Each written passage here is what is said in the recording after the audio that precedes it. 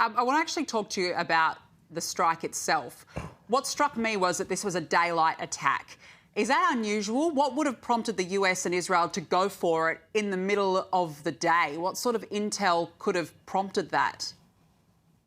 I think the key thing was the meeting happening in Khamenei's compound, in the leadership compound in the middle of Tehran.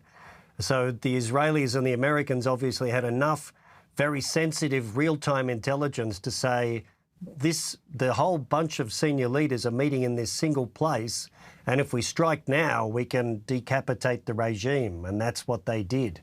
I think that was the key piece of intel. And what about the technology used to pull off something? Because Donald Trump in his statement said that highly sophisticated tracking systems were used.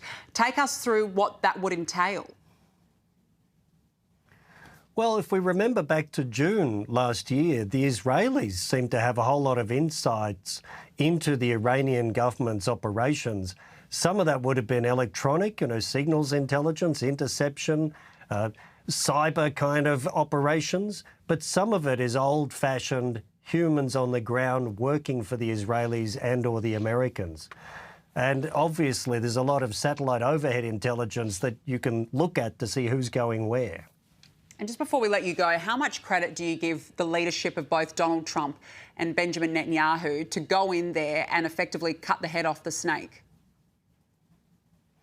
Well, I don't think it would have happened under different leaders in either of the countries. I think Netanyahu has had enormous influence because he has great concern about the Iranian missile and nuclear program. He thinks Iran's weak and this is the moment to strike. And Donald Trump obviously made that key decision, not just to mass the US forces, but now to use them. So it's a unique combination of the two. Well, look, it's been a massive day, and you're right, I don't think that any other leader around the world would have had the courage and the guts to go for it. Michael Shoebridge, great to have you on this evening. Thanks very much for joining me.